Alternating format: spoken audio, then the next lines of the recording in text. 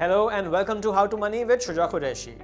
हमारी ज़िंदगी में हमारे बहुत से ख्वाब होते हैं। उनमें से कुछ ख्वाब मटेरियल होते हैं, जैसे कि मेरी ड्रीम कार ये है और काश मैं ये ख़रीद सकूं, या मुझे भी एक बड़ा सा घर बनाना है, पूरी दुनिया की सैर करनी है, वगैरह वगैरह। फिर एक रियलिटी हमको हिट करती है और हम एक ठंडी आह भर के कहते हैं लेकिन मैं ये सब कुछ अफोर्ड ही नहीं कर सकता।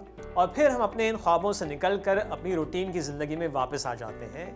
क्या आपके साथ भी कुछ ऐसा ही होता है? इस मौके पर मैं अपने सेकंड मेंटोर को इंट्रोड्यूस कराना चाहता हूँ। आप में से वो लोग जो मुझे फॉलो कर रहे हैं जानते हैं कि वॉरेन बफेट मेरे पहले मेंटोर हैं।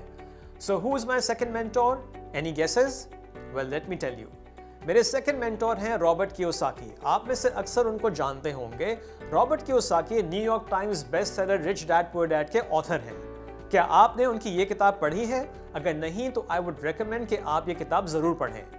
मैंने इससे पहले भी अपनी वीडियोस में इस बात पर जोर दिया था कि पैसा बनाने के लिए, वेल्थ बिल्ड करने के लिए और अपने ख्वाबों को हासिल करने के लिए सबसे इंपॉर्टेंट चीज़ है अपनी सोच को बदलना, अपने जहन से नेगेटिव बातों को निकालकर पॉजिटिव सोच को अपनाना।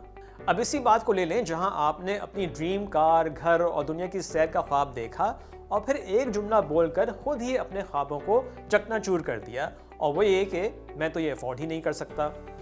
यहाँ पर रॉबर्ट कियोसाकी हमको क्या बताते हैं? वो कहते हैं कि डू नॉट से I can not afford this. ठीक है, वो कहते हैं कि ये ना बोलें कि मैं अफोर्ड नहीं कर सकता, क्योंकि ये कहने से आपने खुद ही हार मान ली और फाइल क्लोज कर दी।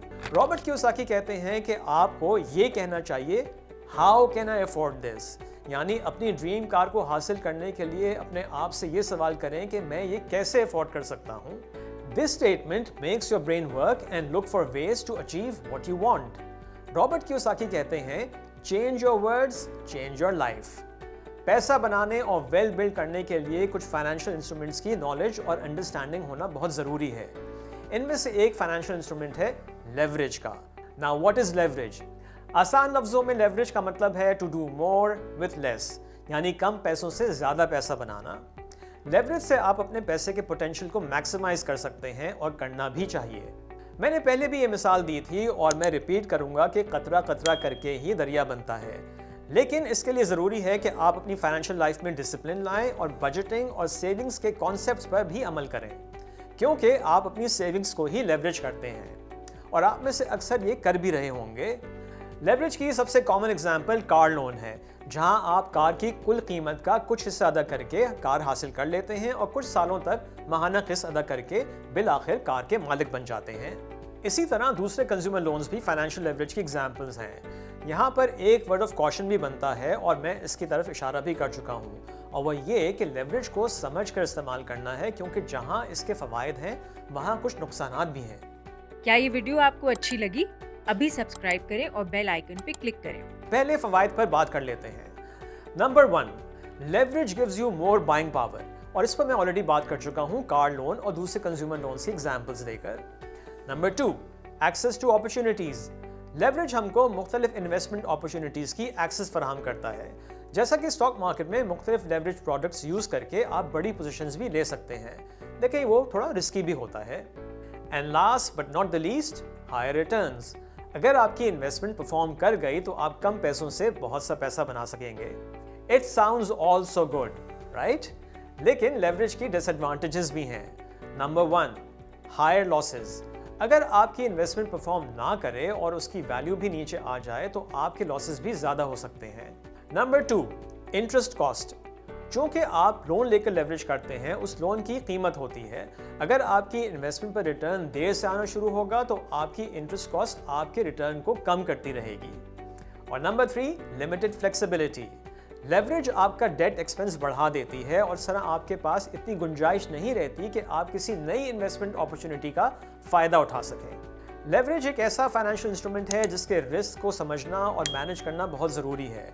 आपको लेवरेज बहुत एहतियात से इस्तेमाल करना है, क्योंकि आपका मकसद इससे पैसा बनाना है, ना कि गंवाना। पाकिस्तान जैसे मुल्क में जहां इंटरेस्ट रेट्स अक्सर बहुत बढ़ जाते हैं, लेवरेज के रिस्क को मैनेज करना और भी ज़रूरी हो जाता है। ऐसे मौके पर आपको ये देखना है कि आपका रिटर्न आपकी बोरिंग कॉस्ट से ज़्यादा हो। इसी तरह अगर आपको गाड़ी लेनी है और इंटरेस्ट रेट्स हाई हैं तो आपकी माहाना किस्त ज़्यादा होगी। यहाँ अगर इस बात का खदशा है कि जब इंटरेस्ट रेट्स कम होंगे तो गाड़ी की कीमत बढ़ जाएगी, तो आप फिक्स रेट पर गाड़ी ना लें, ताकि जब इंटरेस्ट रेट्स नीचे आएँ तो आपकी क़िस्त भी कम हो जाए। और यही रूल्स आप दूसरे कंज्यूमर लोन्स पर भी अप्लाई कर सकते हैं।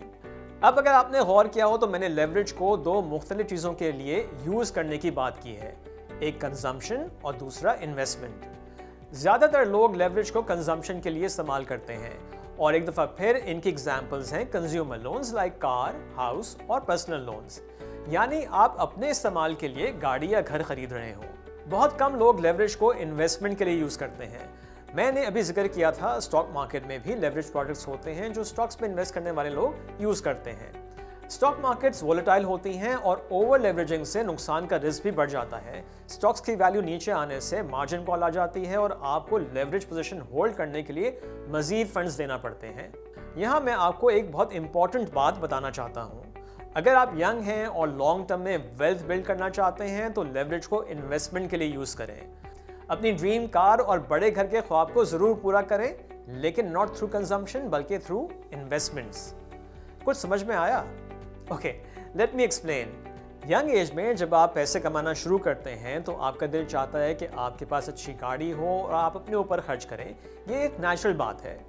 लेकिन अगर आप थोड़ा सा सब्र करके अपने कमाए हुए पैसे को सही वक्त पर और सही एसेट में इन्वेस्टमेंट के लिए लेवरेज करें तो आप जल्द फाइनेंशियली इंडिपेंडेंट भी हो सकते हैं। मिसाल के तौर पर आप बैंक से कार लोन लेकर उस कार को खुद इस्तेमाल करने के बजाय रेंट पर दे दें और उस रेंटल इनकम से गाड़ी की क़िस्त भी पे करें और कुछ मुनाफा भी कमा लें। इसी तरह आप लोन लेकर कोई दुकान या फ्लैट किराए पर दें और अगेन उस रेंटल इनकम से लोन की क़िस्त भी अदा करें और लॉन्ग टर्म में उस दुकान या फ्लैट की कीमत भी बढ़ जाएगी, जिससे आपको कैपिटल गेन भी होगा और एक एसेट भी बन जाएगा।